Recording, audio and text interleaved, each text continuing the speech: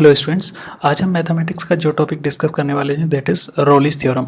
रोलिस theorem का topic mainly important उन लोगों के लिए है जो लोग आईआईटी जेईई वगैरह के लिए प्रिपरेशन कर रहे हैं या फिर डिफरेंट गवर्नमेंट सर्विसेज एग्जाम्स के लिए प्रिपरेशन कर रहे हैं।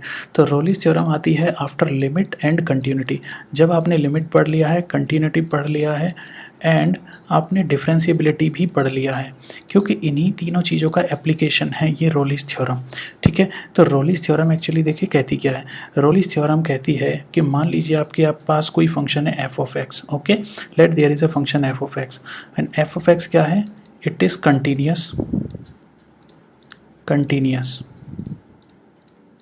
इन close interval A B, close interval A B means ये क्लोज इंटरवल ए बी में कंटिन्यूअस है पूरी तरह से।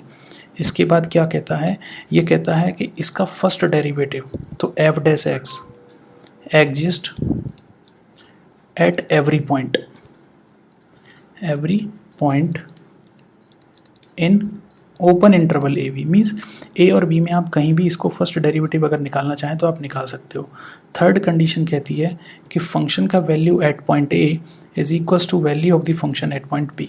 ठीक है, अगर ये तीन कंडीशन फुलफिल होती हैं तो these are my prior condition. तो रोलिस थ्योरम क्या कहती है, अगर ये कंडीशन फुलफिल होती हैं then there is a point C that is lying in between A B.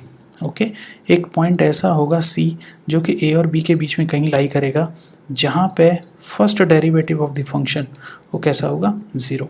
ये कहती है रोलिस थ्योरम।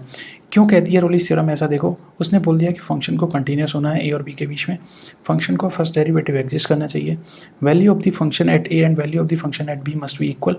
तो एक पॉइंट C ऐसा मिलेगा जहाँ पे first derivative of the function 0 मिलेगा। अब देखो ऐसा क्यों मिलेगा, अगर मान लो हमारे पास कोई फंक्शन है एफ एक्स। ओके, मैं उसका एक ग्राफ ड्रॉ करता हूँ by holding all the condition that Rolle's theorem used to say. मान लीजिए ये है एक्स, ये है एफ एक्स। अब अगर आपके फंक्शन को ऐसा कुछ होना है, मान लीजिए ये पॉइंट है आपका ए, ये पॉइंट है आपका बी। ओके, तो अगर फंक्शन की वैल्यू ए पे ये है और बी पे ये है, दोनों को इक्वल होना है, तो अब इस तरीके से फंक्शन को कंटिन्यूटी होल्ड करते हुए ऐसे जा सकता है या फिर कैसे जा सकता है, मान लीजिए ऐसे भी जा सकता है।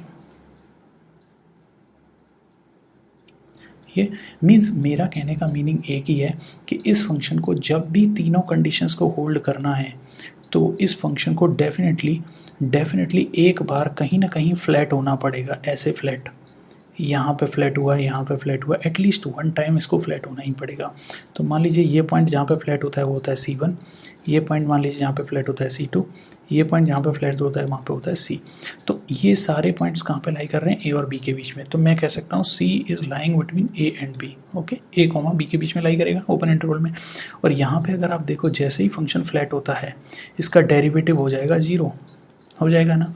क्यों हो जाएगा, क्योंकि first derivative of the function क्या देता है, स्लोप ऑफ द टेंजेंट। और यहाँ पे जब आप टेंजेंट ड्रॉ करोगे तो सारी टेंजेंट कैसी बनेंगी, वो बनेंगी फ्लैट विद रेस्पेक्ट टू और parallel with respect to the X axis, जिनका स्लोप कैसा होगा, 0। यही होती है रोलिस थ्योरम। तो आप रोलिस थ्योरम से रिलेटेड क्वेश्चंस ऐसे कर सकते हो।